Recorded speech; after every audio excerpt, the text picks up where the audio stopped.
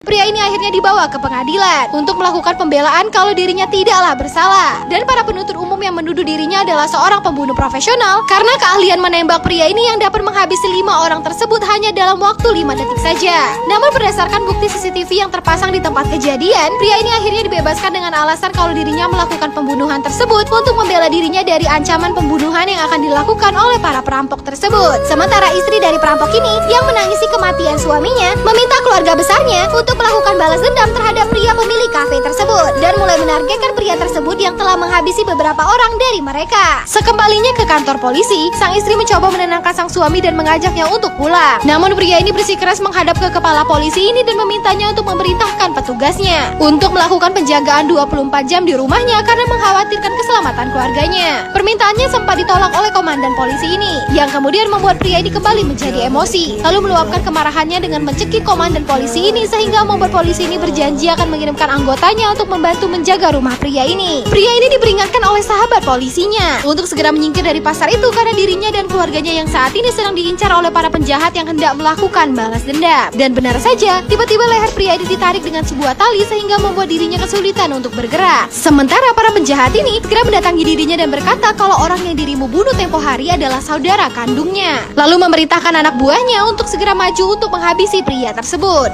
Pria ini mengambil sebuah pisau dan berhasil melepas diri. Kemudian mulai melakukan perlawanan terhadap para penjahat ini yang dengan sengaja datang untuk mencari dirinya dan juga keluarganya. Pria ini terus berusaha menghindari serangan dan sabetan senjata para penjahat ini. Lalu dengan sekuat tenaga mencoba untuk mengalahkan mereka semua dan berhasil merebut senjata mereka. Sang istri datang melihat perkelahian itu. Pria ini segera melumpuhkan penjahat ini yang disaksikan langsung oleh istrinya dan melihat sang suami yang sedang marah dan bertingkah seperti orang lain. Bahkan dengan ganas menghabisi penjahat ini di hadapan semua warga yang menyaksikan. Namun pria ini tidaklah berhenti di situ saja. Dirinya kemudian mendatangi seorang penjahat lagi lalu mematahkan kakinya. Dilanjutkan dengan mematahkan tangan seorang penjahat lagi. Melihat sang istri yang ditangkap oleh bos penjahat itu, pria ini segera melemparkan sebuah palu untuk menyelamatkan istrinya. Lalu menyeret tubuh bos penjahat ini dan melemparkannya. Penjahat ini mulai ketakutan dengan pria ini dan berusaha lari untuk segera kabur dari sana. Namun pria ini terus saja mengejarnya hingga sampai keluar dari pasar. Namun sang istri mencoba meredam kemarahan sang suami yang terus saja bernafsu untuk menghabisi penjahat itu.